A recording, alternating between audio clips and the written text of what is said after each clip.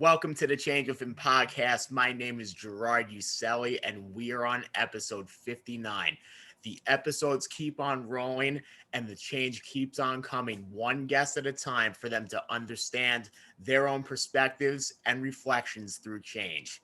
This person is no exception to the rule, and I definitely want to announce to you, Hip Hop Gamer. Hip Hop Gamer, how you doing today? No stranger to danger. Number one journalist. Quickly, I changed the game up. You already know what it is, baby. The one and only hip hop gamer, Hot 97 Logitech G. The change within is about to happen right now. I appreciate you, baby. I'm here, son. I'm doing great, man. That was probably the most amped up way to introduce anything on this platform, and that definitely makes one for the books. Much appreciated on that one. So, my first question to you, as always, for any other guest that's been on my platform before, what was your Mhm. childhood like growing up? My childhood was crazy, but it was also fun. You know what I'm saying? I'm born and raised Brooklyn, New York. East New York in the hood. And growing up in the 80s, it was different. You know what I'm saying? Definitely different from, the time we live in now. So I had a lot of fun, growing up, but coming from the hood, you got those dark times, you know what I'm saying? So one thing I would tell you, some of the fun things, my grandmother, rest in peace, she taught me how to play video games when I was 4 years old.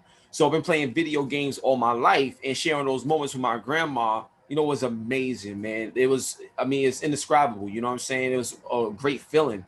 That's one. Two, just going outside and playing. Like we used to play games like Still a Bacon, you know what I'm saying? We used to run track and just go play basketball, hang out with the girls and everything, listen to hip hop all day. Like that's what we did. So we had crazy fun back in the day, and we made our own fun, you know what I mean, in the hood that we was in.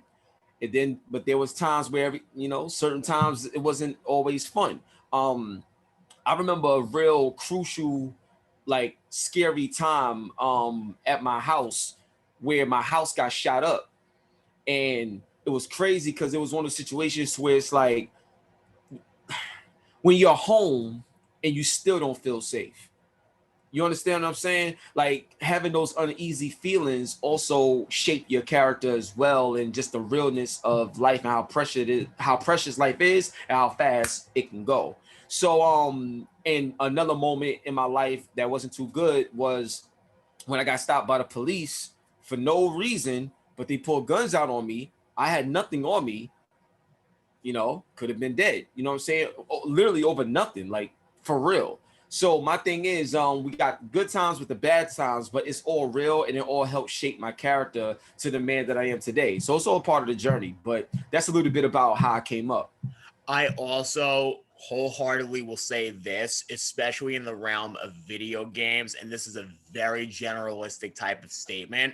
For everything that we go through in our lives, and if we still live through them, we're literally going to the next level of our evolvement as people.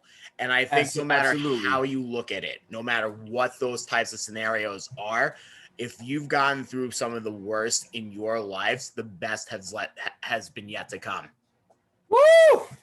That's what I'm talking about, man. Yo, talk that talk, son. And you're absolutely right, because we're in 2021 now, and I'm absolutely the best version of myself, than I ever been in my life. And I'm thankful and humble to God, bro, that I'm able to see what my life was able to become. Because there's a lot of people that don't even think they're gonna live, especially coming from where we come from. We don't expect to live long. Just keeping it real, man. So I'm thankful. I'm happy. I'm 38 years old. I feel great, look great, doing amazing things. I'm thankful. That is a very true thing to embrace within yourself, and especially as we all get older in age, more wisdom comes. As cliche as that is to say, at the same time there's more understanding for you to really accept who you are. So Mm-hmm. kind of to reflect it back a little bit, although you explained with your grandma introducing you to video games, like how did that process come into your life, and when did you feel like you started to really fall in love with playing video games? Got you, bro. So my grandmother used video games in many ways for me. So one, she didn't want me running the streets in East New York. You know what I'm saying? It's real dangerous. So she didn't want me in the streets all the time. So she used it as a tool to keep me off the streets. That's one. But secondly, she also used it as a tool to teach me about life, because she wanted me to have a passion for life, just like I was having a passion for video games. Because if I can, you know how it is, man, you could be playing a game, you studying it, you learning it, you giving your all, like, you know, to just the enjoyment of games. If you apply that same energy to your life, you'll be able to get so much out of the life that God has given you. So that's the way my grandmoms went about it. So we played games together and everything. And my grandmother was a gamer. So it's not like she just said, here, play this game, and that's it. Like, she is a gamer herself, hardcore. You know what I'm saying? And so what she did was she taught me a lot about levels and objectives and challenges through video games, because I'm going to be met with these things in life. You understand? So that right there was amazing revelation to me. So between God, you know, following my Lord and Savior Jesus Christ, between video games, it helped shape my character as I was, you know, growing up, you know, from a kid to a teenager to becoming a man. So that was like the process, like the thought process for my grandma was, let me give him something that he can have fun with, that he can be kept off the streets with, and something I can utilize to teach him, since that's where his attention is. So that was the process of that. And what led me to fall in love with video games was Super Mario Brothers. Like, the first game I ever played was Pac-Man, right? Atari 2600, you know what I'm saying? The red Same button, here. the joystick. I actually played Pac-Man first time. Yeah, that was my first joint, bro. And then but after that, when I got turned on to Mario, it was over. Super Mario Brothers and Dunk Hut, that whole experience, yo, dog, I did not go to sleep. Like, you understand what I'm saying? Like, my grades started to get better, because I was like, ain't no way in the world I'm gonna let y'all take this game away from me. That's how impactful gaming was for me, man. I fell in love, man.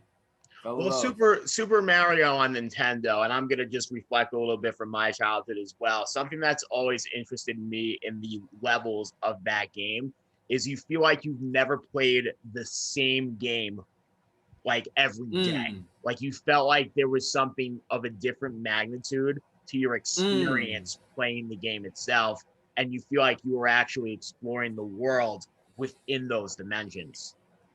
Yo, especially back then. You know what I'm saying? Like, back then in that particular time, it was like, wow, like, I never thought I'd see anything like this. And you know, you get bigger, the flower, you can shoot, and then you always trying to jump at the top of the flagpole to get the 5,000 points. Like, it's, oh man, the Hammer Brothers, who I couldn't stand, they were so tough. Oh man, yeah, oh, I love it, man. The music, like, you'll never forget that, bro. So yeah, man, gaming overall is just a huge experience. I think also in the sense of video games, and for me to have a common understanding between musicality and how the thematics of music go into your experience playing video games, I wanted to ask you this. When did you first realize hip hop and video games had a sibling relationship? Yo, that's a great question, man. So I would definitely say this. This is something that made me realize about how hip hop and gaming was related. But when I started to do research, that's when I started to realize that hip hop and gaming literally grew up together. So Biggie Smalls, baby, Super Nintendo, Sega Genesis. Yep. When I was there, broke, man, I couldn't picture this. Like, when I heard that, I was like, yo, like, you talk about what I do, like, this is crazy, right? Now what's so crazy about that is, you know, I've obviously heard, you know, hip hop way before, you know, Biggie, you know what I'm saying? KRS-One, Rakim, like, you know, I've been on to hip hop way before Biggie, but that particular song was a commercial song. That was Biggie's single, like, you know what I'm saying? So it touched the whole world. It had a different, you know, impact. And I started doing like research on stuff. So I'll give you an example of what I mean, right? Later on, I really got heavy into doing research and looking at game books, you know, gaming magazines in a deeper manner. Instead of just looking at the pictures, reading some stuff here and there, I started to really do research. So here's when it hit me crazy. So if you do research, right, you'll see that hip hop and video games was met with the same scrutiny. When it came to hip hop, everybody said it's a fad, it's not gonna last, it's trash music, get that out of here. We're all about disco and all, you know, all these other things, right? And then with gaming, oh, gaming, get that out of here. It's messing up the kids' minds. It's the worst thing. You putting violence here. Mortal Kombat shouldn't be played. And, you know, it was met with the same scrutiny. It was not met with the same respect as other mediums in the form of entertainment have. Like, how can you get mad at this game, but it's okay to watch Terminator? You understand what I'm saying? There is unfortunately such a double standard with those types of comparisons.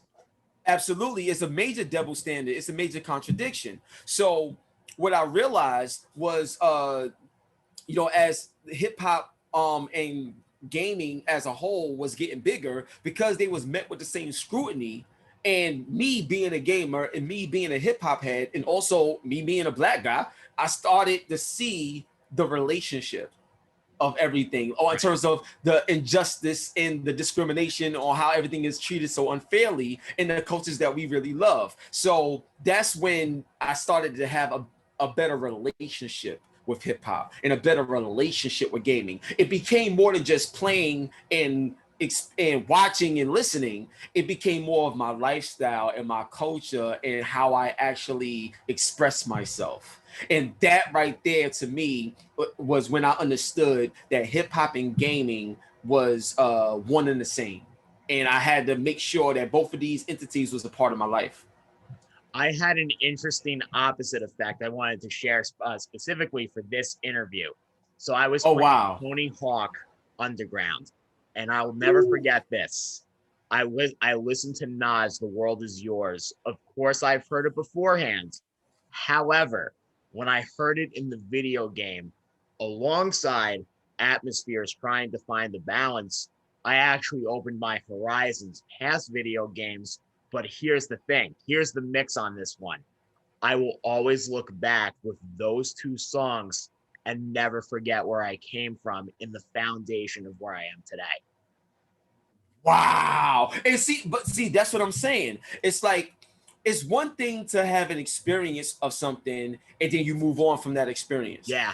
But when you have an experience and it impacts your entire life, then everything that you do from that point on and everywhere you go from that point on, it never leaves you. Like, you know what I'm saying? It's always with you in some form of fashion. And that's another reason why, you know, I fight for hip hop and gaming to the extent that I do, being the bridge of both at the highest level, because to me, you can't have one without the other. And that right there is the genius of how hip hop and gaming has constructed this new level of entertainment that we are experiencing today. Because if you think about it, gaming is number one in terms of, you know, entertainment overall. Right. You could combine things together. This still doesn't match up to gaming. But if you want to talk musically, hip hop is the number one musical genre. So at the end of the day, you know what I'm saying? That.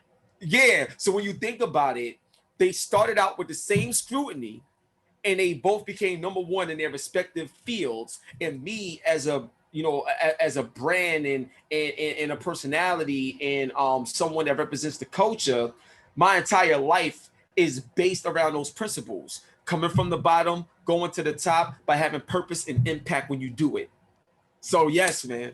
Yes. Very profound, I have to say that. So kind of going into something maybe of more of debate, maybe more of a personal question in this case. Do you remember the first time you got into a heated debate about a game that you used to play, maybe with your friends or something like that?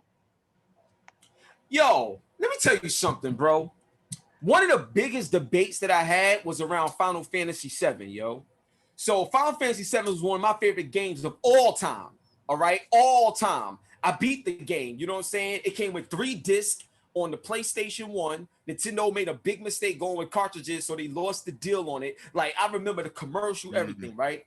So, you know, I would tell my homies, I'm like, yo, you gotta play this game, you gotta see this game.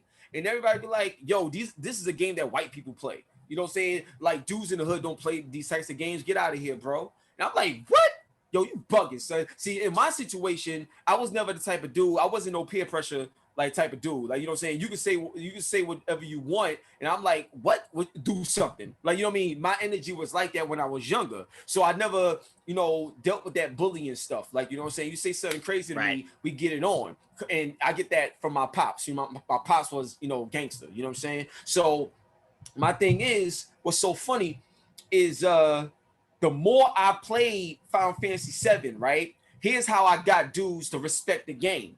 So a lot of the story in Final Fantasy 7 dealt with stuff that we experience in real life, real relationships, real problems. Like, you know, put it like this: in Final Fantasy 7, right? When you're dealing with the sectors, like Sector 7 and all these other places, think about that like your hood. Think about like that's Brownsville, you know what I'm saying? This is East New York, like this is your hood. And you got the government looking at your hood as disposable because they have a bigger picture and they need you to have problems for their monetary gain. Doesn't that sound familiar in what we live in real life? Absolutely. Like, yo, the game was fire. And then the fact that you could change the names of the characters, it made you feel closer because I would change the names to my brother and my sister and my girl at the time or whatever. So the game felt even more realer to me because I'm seeing my name on there.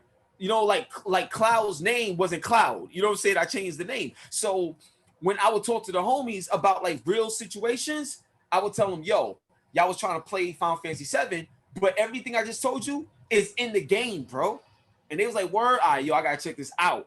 And then when they opened their mind to it, it was like, yo, this game is dope. Not everybody liked the turn-based stuff because we more Streets of Rage, you know, with the action and the beat 'em up. But once they got past the you know, the turn-based RPG style of gameplay, they was hooked. Especially when the summons came out and you see Ifriti and oh man, Shiva, yo, what? It was crazy. So yeah, man, that was a major debate because people who started, especially from the hood, that was a problem. It's like we wasn't allowed to play every game unless we wasn't cool. Like only white people could play everything, but if you black and you from the hood, you can only play NBA Live and Madden or some Street Fighter, and that's it. Like I had to change that narrative, yo. I had a similar epiphany back in 2008, and although it doesn't relate to gaming, I feel like the points are kind of aligned with each other.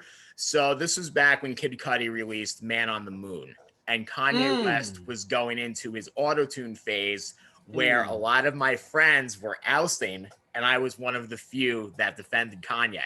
So at that point, I was kind of thinking to myself, when he had a bunch of songs relating to it, Kid Cudi's album out, Common starting to like go in that direction as well.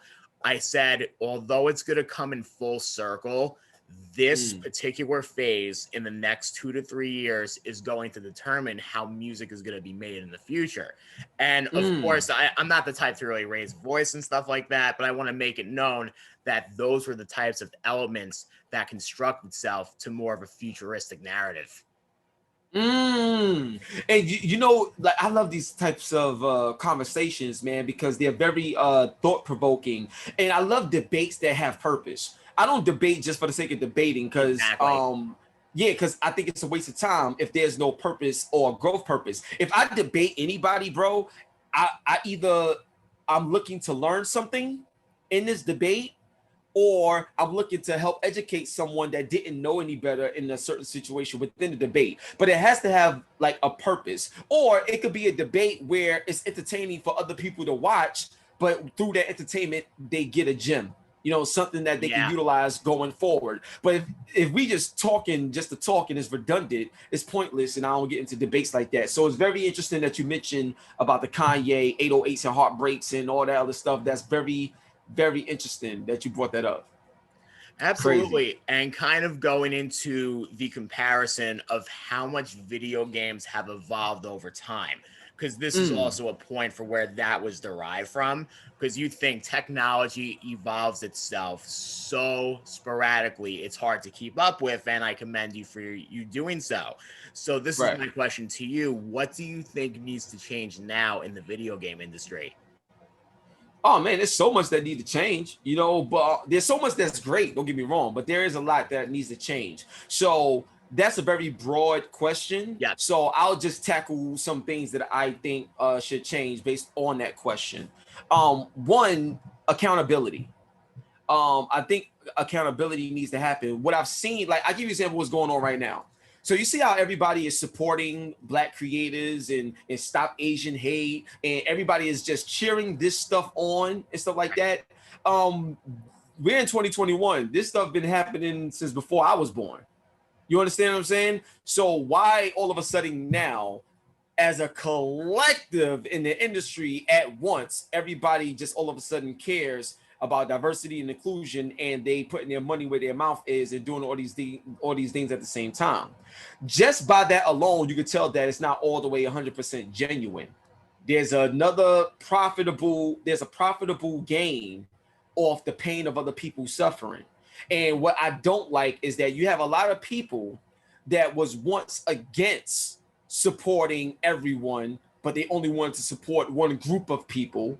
You understand what I'm saying? And now that it's cool to support everybody else because that's what you see commercially in the media, in the narratives that's being driven right now.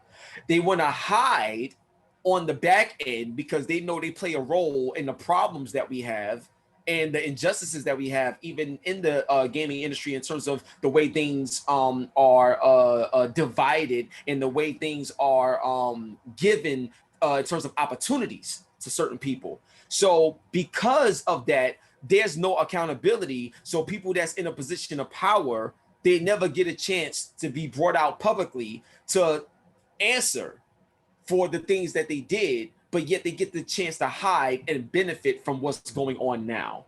And awesome. I think that's a problem. One of the biggest problems, the lack of accountability.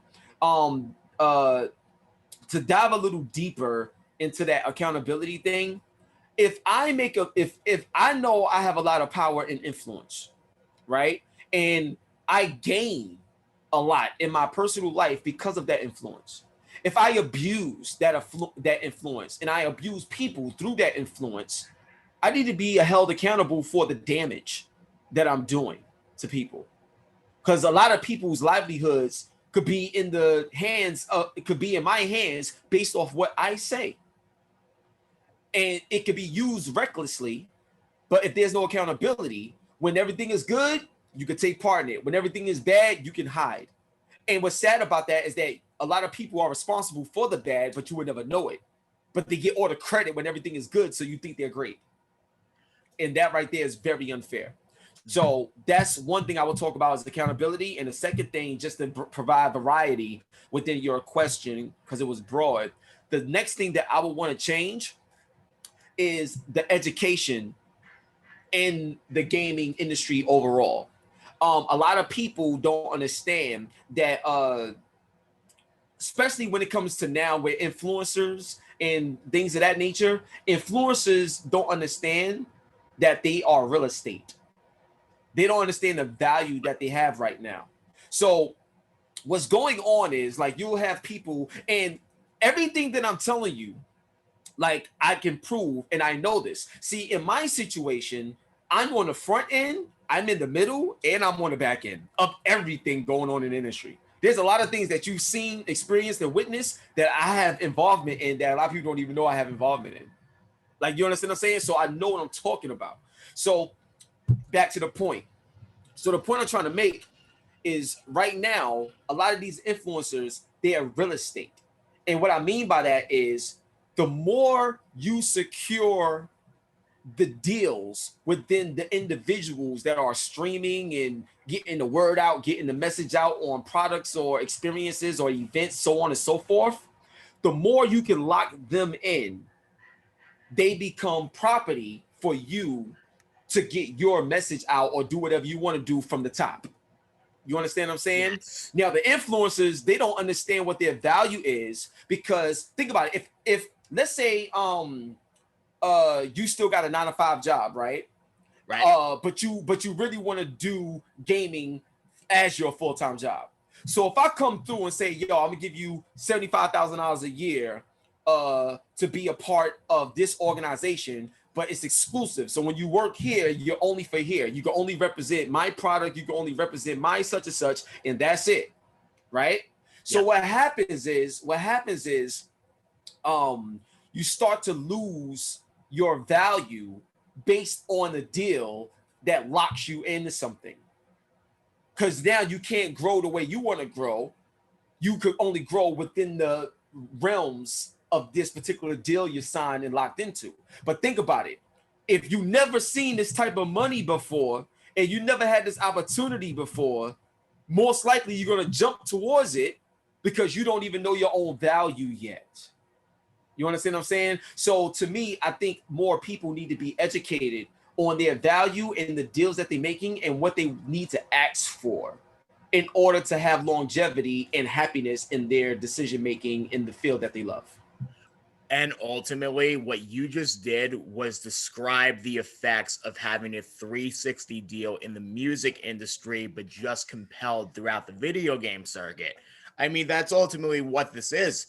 And a lot of people, even through Instagrams and the promos and sponsors that they'll get per selective industry, you're ultimately painting the broad brush for what goes on and how people try to do things via social media.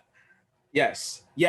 And so the thing is, I just think it's very important that a lot of creatives understand that. So, you know, and I'm not saying it's bad to do deals. No, it's always great to do deals. Good business is good business. There's nothing wrong with that. All I'm saying is you have to know if somebody offer you something, anybody, if they offer you something, make sure you do your research on everything that's going on so you know whether that offer is valid for what you actually bring to the table. That's what I'm saying. But the problem is a lot of people don't want to do research. So if you don't want to do research and study and learn what you're getting into, then you can't blame nobody but yourself if you don't, get the best for your time. You know what I'm saying? So, it goes both ways. But those are two things that I really want to see change. Better, more accountability from the people that did a lot of foul things in the industry, but now just trying to hide and benefit off of other people. Like, that needs to be addressed on a public, because things don't get better unless you have uncomfortable conversations. It's not going to get better. You know what I'm saying? That is so unarguable. Like, that really needs to be addressed more in the public itself, because people don't like confrontation, generally speaking, and it's one of the best ways to actually communicate with each other. Yeah, absolutely. Oh, and I'm gonna throw something else in there. Competition, man. Like, a lot of people talk about the console wars right now. I love the console wars, but the thing is, I don't like when people get toxic and take personal shots for no reason. Like, I don't like that. That's ignorance. I ain't talking about that. But a lot of people, they have a problem with competition. Like, for example, I have a show that I'm working on called GOAT of the Game, right?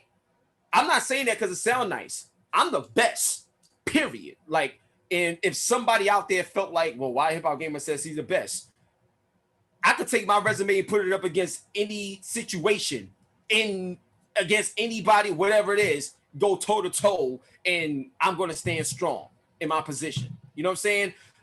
There's nothing wrong with that. You want to know why? Because I had to learn from so many other people before I got started professionally. Like, it's all inspiration. Like, if it wasn't for Nintendo having a Rumble pack, we won't have the DualShock, which eventually led to the DualSense. If Xbox don't put a hard drive in Xbox Live in their OG Xbox back in 2001, hard drives wouldn't be a standard. SSDs for game development wouldn't be here in the PS5 and the Xbox Series X. Like, you understand what I'm saying? Competition is needed. It matters because it provides discoverability for a better future. So competition is great. And also, when you have these different companies having their own proprietary gain that makes them set themselves apart from each other, that is only to the benefit of how branding works throughout the video game industry and how people start to become more acclimated towards products themselves because they have more options to choose from. Absolutely. It's like, I don't care if you don't want to compete. By default, you're going to compete. Exactly. Like, by default, by nature, you're going to compete. For example, like, let's just keep it real. If you go into a job and you apply, there's thousands of other people applying. You want that job, don't you? So your resume and the way you present yourself and or whatever research you did is all a part of being competitive because you want that job. Now, if somebody else get the job, congratulations. You celebrate it. You don't hate on nobody. You understand what I'm saying? You show love. You know what I mean? At the same time, I'm showing love. I still want the job though. I want to win. It's basketball. You know what I'm saying? If you look at Kobe, if you look at Michael Jordan, LeBron, they got love and respect for all the players and the culture of basketball. But at the end of the day, I want that jewelry. I want the ring. I want to beat you for that ring. So it's the same thing, but it's healthy competition. Kobe Bryant once asked Dwayne Wade, like, yo, like, I need to know how do you move around screens the way you do? I'm having like trouble with that. Kobe, this is Kobe asking Dwayne Wade for help. And Dwayne Wade was like, you're a Kobe. Like, are you serious? You asking me? And he's like, yeah, like you're a great player too. I need to learn. Like, that's humility, that's humbleness, that's healthy competition. Because the same thing you teach me, I'm gonna use against you to try to beat you. So at the end of the day, that just speaks for itself right there too. Like, there's all added like tools to the tricks as far as how you ultimately one up each other, but in that healthy way you were saying. Yes, that's what I'm saying. Like for example, right? Growing up and stuff like that, one of my favorite personalities I watched all the time was Adam Sessler. You know what I'm saying? But aside from Adam Sessler, you know how many people I watch? I watch Oprah. Love Oprah. Oprah is incredible. Arsenio Hall, incredible. You understand what I'm saying? David Letterman. I love Jimmy Fallon and like incredible. You know what I'm saying? Conan O'Brien, like the way they do certain things, the timing, this is incredible work here. And I watched all of this stuff, like, you know what I'm saying, like growing up. So, what's so funny? I never saw myself as a journalist or doing any of these things growing up in the hood. But a lot of the information and things that I was, consuming, it shaped up my mentality and my approach. And I didn't even realize it till I got into the position that I'm in, back in 2008. So yeah, man, so many people inspire me, man, and I love them. I'm thankful for them. And I just want to take it even further. And I feel that I've done that majorly because I broke a lot of barriers, bro. That is truly an understatement in itself, and kind of to the point of establishing who you are. I wanted to ask more of an interesting question in this case, and maybe you've thought about it just based on all of your experience. Maybe you haven't, but if you had your own video game just for yourself, what would be 5 songs that would define the soundtrack to it? Oh, yo, that is one of the best questions I've ever received. Oh, Real talk, bro. That's one of the best questions I've ever received. That's awesome. If I had my own video game, what would be 5 songs in that game that would be like the soundtrack of it? So here's how I would do it. One song. So let me ask you a question. Is this like a fighting game? Or does it matter the genre? Or I'm just trying to understand. Genre is just the way that you are as a person. That's all that matters. Okay, the way that I am as a person, okay, cool. So I'll take a fighting game because a fighting game is 1v1. You know what I'm saying? So it's me versus you. So in the nature of hip hop and battling and competition, and we was just talking about that, I'll relate it to a fighting game. So one song will definitely be DMX. Stop, drop, can't go wrong. Shut them down, open up shop. Yeah, Rough Riders. So definitely got to throw the Rough Riders anthem out there. That's 1. 2, MOP. And yup, yeah, that fool. Definitely got to throw that in there. And the reason why I'm choosing these songs, because these songs relates to my energy. And if I was in a fighting game or whatever, these would be the songs that represent me in that game. So I DMX Rough Riders anthem, MOP, Annie Up. This is a tough one. So there's a song by Busta Rhymes, and it's called "Tear the Roof Off." I know that song. Yeah, you know what I'm saying? Yo, the beat and everything is like, when I come through, hit you with the 1, 2, hit you with that, the doctors come have to nurse you. I'm rolling with my whole crew. Like, yeah, so I definitely gotta rock with that. So tear the roof off, Busta Rhymes. Another song. Ooh, this is crazy. But another song that I would probably have to go with that matches my energy for a fighting game, it's got to be Shook Ones. That is the My beat, son. Classic of just how classic. I have a rap verse to that myself. I completely understand why you put that. Yeah, Shook Ones, man. It's like, yo, the Shook Ones and the Shook Ones remix, like both of them. Like, you gotta, ain't nothing like when you hear the stove turn on. Yeah, you know, say just everything. Like, word up, son. Yo, oh my, we be the infamous. You heard of us, official Queensbridge murderers. Yo, that song is amazing. So, and for the last one, and this might be surprising, but for the last one, because it's such an inspirational song, but it still has that energy, that raw, I gotta go with Eminem's "Lose Yourself." Word up, son. Something crazy with that whole semantic of that song. It's just profound. Mom Spaghetti, baby. That joint is incredible, man. It's like "Lose Yourself" is, to me, one of the top 5 songs in hip hop history. Just by the intro. Yes, it's like just that beat, that guitar, like that, all of that.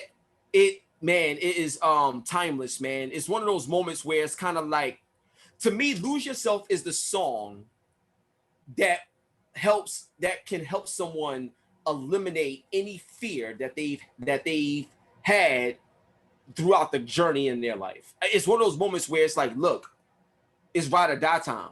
You know what I'm saying? It's do or die. It's either this or nothing. Like, everything in your life is dependent upon this moment. Are you going to give it 100%, or are you going to have fear and you're not going to give it your all? Like, "Lose Yourself" is that moment where it's all or nothing. That's an all or nothing song. So those would be my 5 songs, bro. Hey, look, I would definitely buy that game if that was the case. That is for sure. And I wanted to ask this one final question that I always ask my guests as well. What is the biggest change you want to see for yourself? Wow. Incredible question. Well, I'll answer this in a 2-part way. The biggest change that I want to see in terms of within myself and also what I see in the world. So I'll answer it like that. The biggest change I want to see within myself is the ability to, and I preach about this all the time, but I always tell people that character is your currency. That's my quote. Character is your currency. And in order for you to continue to build your character and to build that value within the character, you always got to tell the truth, even if it hurts. Like, feelings that get hurt, everything like that, but you always got to tell the truth. For the most part, because nobody's perfect, man. For the most part, I always tell the truth. For the most part in my whole life, like, I always tell the truth. There's times in my life where, because of someone's feelings, I probably wouldn't tell them the truth all the way. Doesn't mean that I'm lying. Sometimes I may not say something. Just frame it in a different manner that approaches to them. Yeah, so like, if you ask me a question, I'll answer you.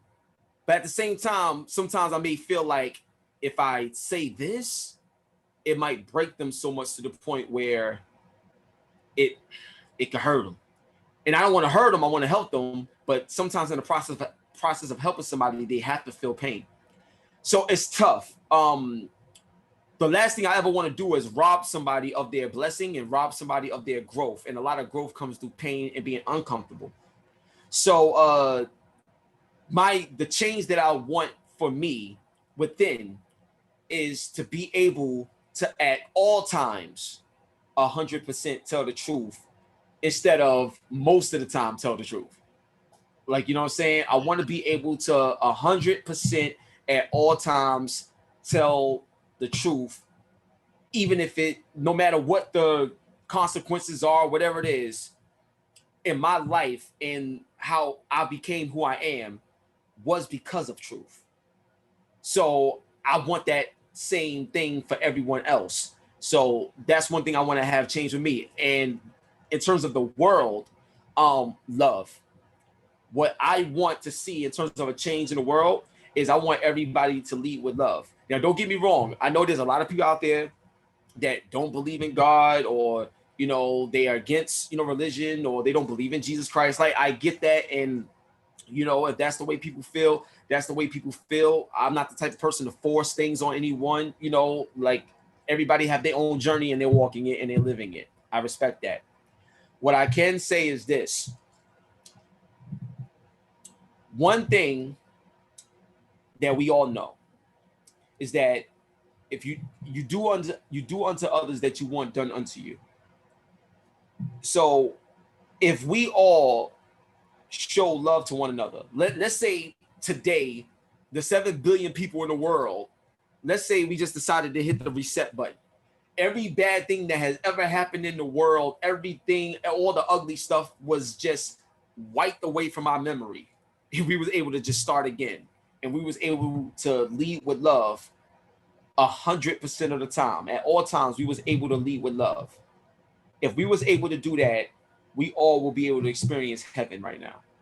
But unfortunately, that's not the case. So the only thing I can, you know, ask is that anyone that watches this show or be inspired by what you're creating here, G, and things of that nature, I would love to see people lead with love first before anything else, because a lot of times things can be fixed through conversation and understanding instead of hate and revenge and regret. So I believe that if we lead with love in all that we do, in how we approach life and people and things, the outcomes that we're looking for will present itself to us correctly. And I think it's the beauty of having a platform like this. Just to conclude, when we have something as vulnerable as the first and last question that I ask every of my guests on this show, it's important to showcase those vulnerabilities from people, because that's how we strive to be a better person every day. It doesn't matter about being the perfect person per day. It matters about how you're going to try to be a little bit better based on what you've learned, and how growth, even by its scarcity, can be the most impactful thing in that retrospect. But nonetheless, that is the finality for episode 59 of the Change Within podcast. So for those who want to check out the platform but have never had a chance to yet, you can please check out Change Within at Anchor, Instagram, Facebook, and YouTube. HipHopGamer, thank you very much for joining me today. Have a great rest of your day. God bless. You already know what it is, man. One love and God bless. The change within. We out here, baby. Peace. Got it. Bye-bye.